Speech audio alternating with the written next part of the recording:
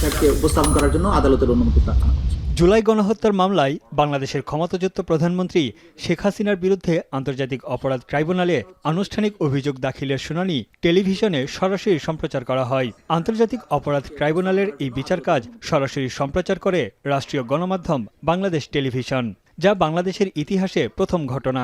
মোট ৮৭৪৭ পৃষ্ঠা। তবে বাংলাদেশ ছাড়াও বিশ্বের নানা দেশে গণহত্যা ও যুদ্ধ অপরাধের বিচার কাজ জনসাধারণের কাছে মিডিয়ার মাধ্যমে তুলে ধরা হয়, যার মধ্যে অন্যতম সাদ্দাম হোসেনের বিচার কাজ দ্বিতীয় বিশ্বযুদ্ধের পর নুরেমবার্গ ও টোকিও ট্রায়াল। এছাড়া আন্তর্জাতিক অপরাধ আদালতের বিভিন্ন বিচার কাজ অনলাইন প্ল্যাটফর্মে ছবি, ভিডিও, অডিও এবং ডকুমেন্টারি আকারেও প্রকাশ করা হয়। 1945-46 সালে নুরেমবার্গ ট্রায়াল রিয়েল টাইমে টেলিভিশনে সম্প্রচার করা হয়নি, তবে চলচ্চিত্র, ছবি এবং অডিও সহ বিচারিক কার্যক্রম ব্যাপকভাবে নথিভুক্ত করা হয়। পরে তা প্রদর্শিত হয় মিত্রশক্তির দেশ ও জার্মানি জুড়ে, যেখানে 22 জন শীর্ষস্থানীয় নাৎসির বিরুদ্ধে বিচার কাজ চলে। এতে 12 জনকে ফাঁসি, 7 জনকে কারাদণ্ড এবং 3 জনকে খালাস দেওয়া হয়েছিল।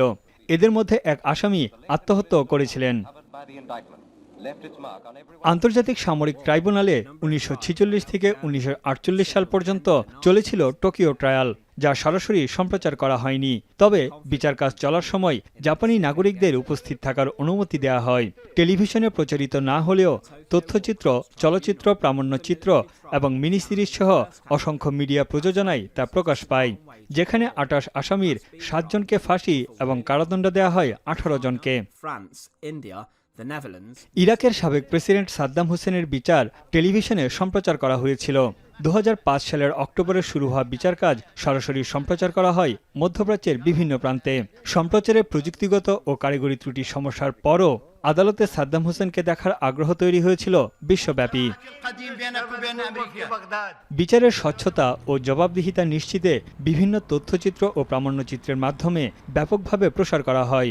এছাড়া জনসাধারণের মধ্যে বিভিন্ন অপরাধমূলক কাজের বিরুদ্ধে সচেতনতা তৈরিতে বিচারের এসব নথি গুরুত্বপূর্ণ ভূমিকা রাখে। বিশ্বের বিভিন্ন দেশের বেশ কয়েকটি আদালত প্রাথমিকভাবে তাদের ওয়েবসাইট বা অনলাইন প্ল্যাটফর্মে মামলার বিচার কাজ সরাসরি সম্প্রচারের অনুমতি প্রদান করে। যুক্তরাষ্ট্র ও যুক্তরাজ্যের সুপ্রিম কোর্ট, ভারতের বিভিন্ন হাইকোর্ট, ব্রাজিলের পাবলিক চ্যানেলও আদালতের কার্যক্রম সম্প্রচার করা হয়। তানভীর জানি, এখন বিশ্ব।